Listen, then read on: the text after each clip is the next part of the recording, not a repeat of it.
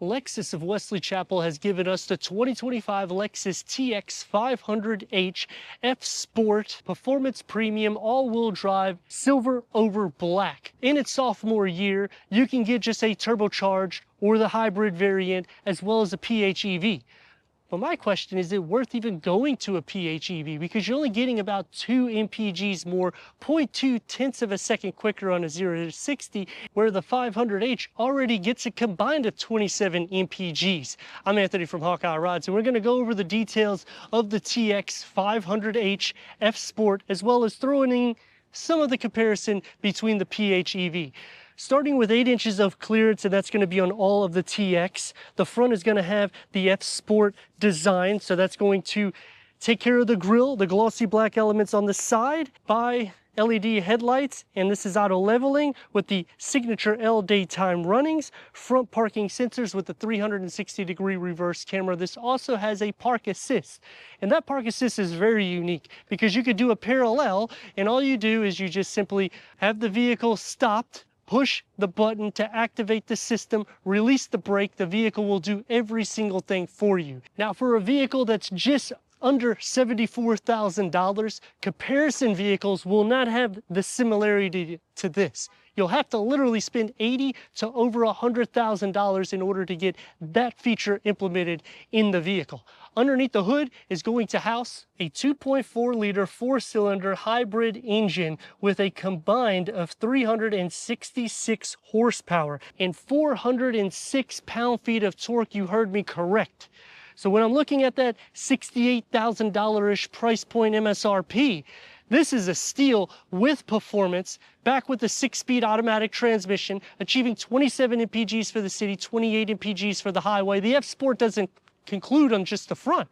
It also comes onto the side with these upgraded 22-inch wheels. 6 piston brake calipers behind those gloss black 15.7-inch disc reading with a single floating caliper in the rear. And you'll have the F Sport tuned adaptive variable suspension with the Direct 4 all-wheel drive system, dynamic rear steering, and performance dampers. And the only thing that throws me off is we're getting all of this performance, a 0 to 60 at 6.1 seconds, a top speed at 112 miles per hour, towing at 5,000 pounds, but the rear has a minivan styling that I wish they altered to make it a little bit more squared off. But the safety that's implemented, the blind spot monitoring, rear cross traffic alert, both of the sensors in the front and the rear with frontal collision, pedestrian detection, lane keeping assist, steer assist, adaptive cruise control, and total of 8 airbags found throughout the interior of the cabin. And the F Sport doesn't stop there. The side view mirrors getting the gloss black,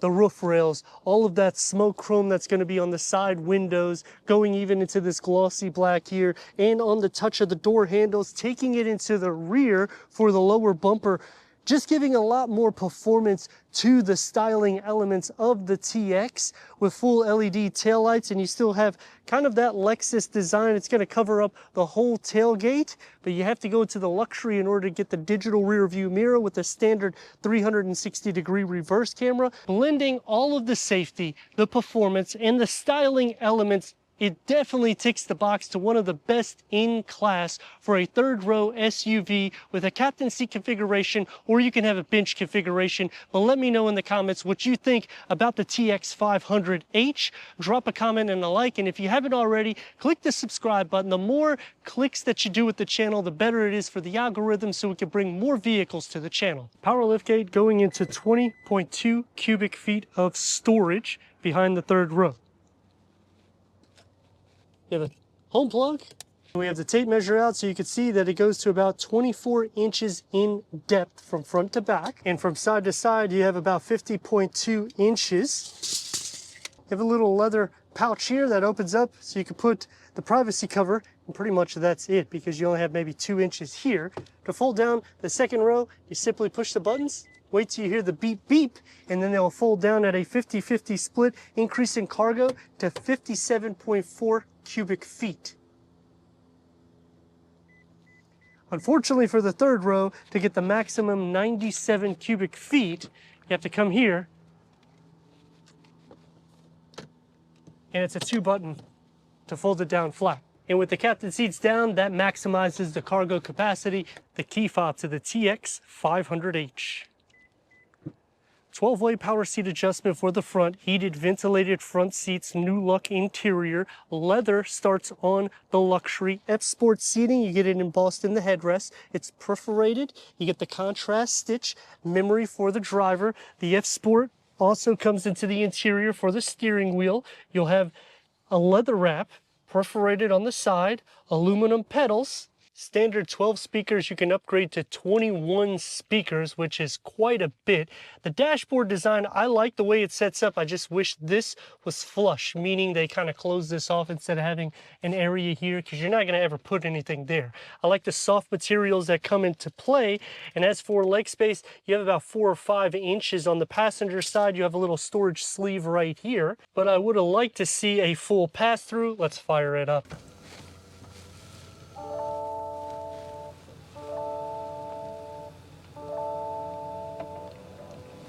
Heads-up display goes onto the luxury as well as a digital rear view mirror. This is only going to have auto dimming in the home link.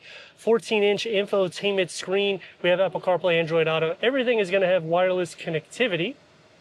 Sirius XM, AM, FM, streaming, Bluetooth audio. And when you put it into reverse, you get a 360-degree reverse camera. You get the tow lineup here, and you can also change the camera layout. Dual climate control settings.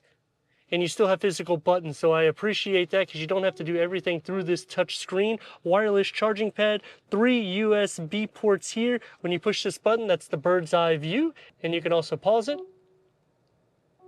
or just let it go all around. Open that up, and now you have a 12-volt right there. You can also remove these cup holders here, so you'll have a lot more space here in the center. With the auto hold, which is a really nice feature. This opens up here and here to a really deep storage pocket, and all of this storage is going to be more than the Toyota variant. So if you are doing a comparison between the two vehicles, this one's going to have a lot more storage capabilities. Those sport pedals is part of the F-Sport package, and as for leg space, I have about 3 to 4 inches right here. Headroom, I would say I got about 4 inches, but we'll see what the tape measure says, and you can let me know in the comments. Gauge cluster is a 12.3 digital reader. You can go through an array of different content for the driver, and you can change out all of the 3 sides.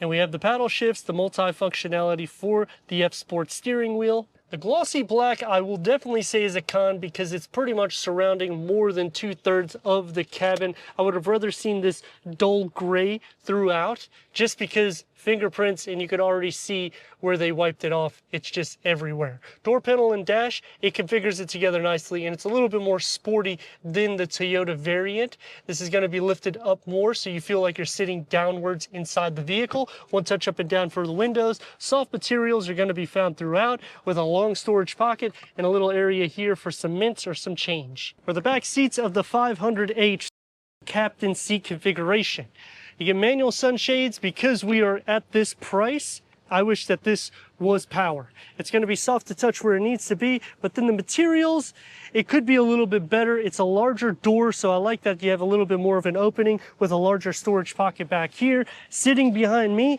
the seats do indent inwards. You have a storage pocket, and I would say we have at least 5 inches of leg space sitting behind me at 6'3". Third climate control settings, heated, ventilated rear seats, 2 USB-C ports, and a home plug. Now you do have to pay extra for the home plug. You have a little storage area that you can fit a smaller phone there. You can also do the same thing by removing these cup holders, and you have a larger storage pocket there.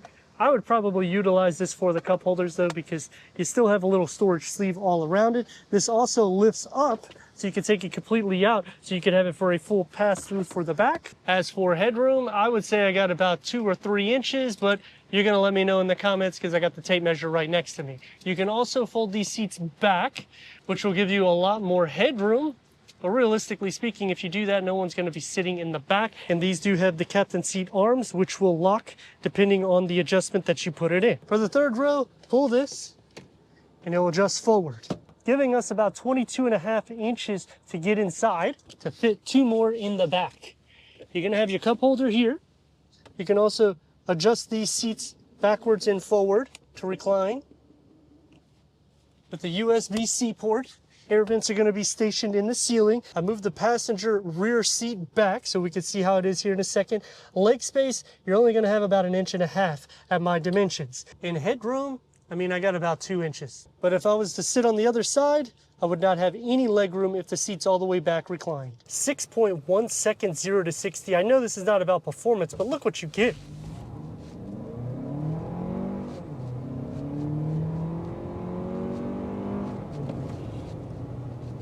And 6 pistons in the front with a 15.7-inch disc reading. It's a quiet ride, unless you're mashing on the gas, and it's a smooth ride. So it's family oriented. You got performance with the top speed up to 112 miles per hour. And again, I'm not talking about the performance numbers like this is an AMG or an M. I'm just saying that you're getting that blended in with an everyday SUV that's in the high 60s to just in the low 70s. I mean, that is awesome. Plus you get the F Sport seating, so the bolstering is going to be a little bit more sporty. It kind of contours to your back a little bit more so, and I actually prefer the seating to this. The only con that comes into play there is it doesn't have any manual cushion extensions or power cushion extensions. There's no option for it. You don't have any massaging seats. And you have to go up 1 tier in order to get the heads-up display and the digital rear view mirror. So if you're at this price point, you just may want to spend a few dollars more just so you get those features. 8 inches of clearance, so it is more than enough.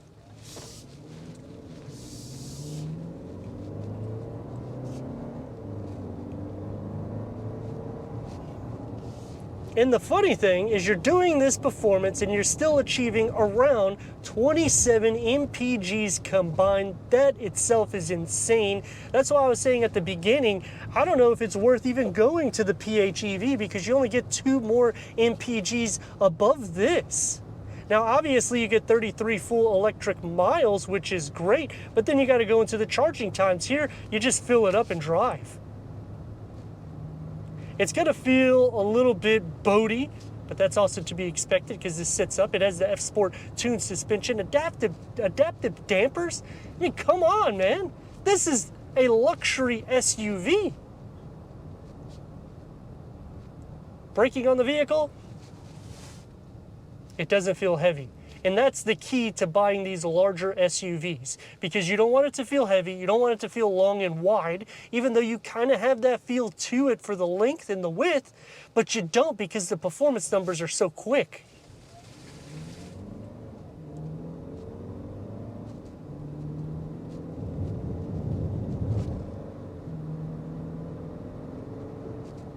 Now, one concern people usually discuss is it's a 4-cylinder turbocharged hybrid variant. But with Toyota products and Lexus products, I'm all right with it because I feel they're pretty bulletproof for the most part. You're looking to get great MPGs. You're looking to get some longevity. You got a 6-speed automatic transmission. When you go to the PHEV, it changes it to a CVT transmission. So in this category, this definitely would be better. The enlarged screen is a little bit of an eyesore. I wish it did have the heads-up display going into the 500h just as the base tier.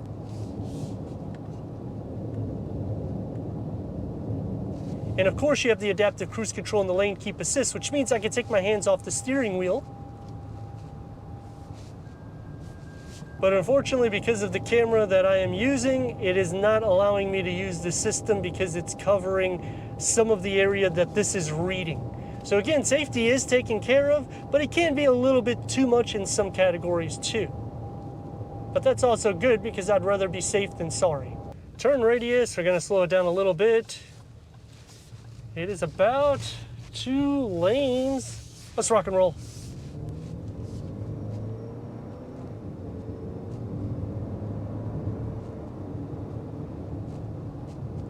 Acoustic front windows and windscreen. The cabin has been sealed up really well. And if you're noticing the 360-degree reverse camera, it goes off about 10 miles per hour, then it engages under that speed also. So it goes that extra step with luxury, with safety, with performance. No vehicle in class is doing this because you'd have to literally go into like BMW, Audi, and Mercedes to get features like this, and that's not going to be the case at a $73,000 to $74,000 price.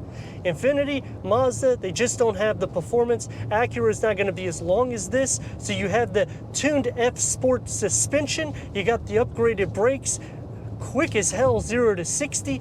Interior has more than enough room for cargo, storage nooks, cup holders, and room for the whole family. But let me know in the comments what you think. And if you're new to the channel, consider subscribing, leave a comment and a like, and check out this next video right here.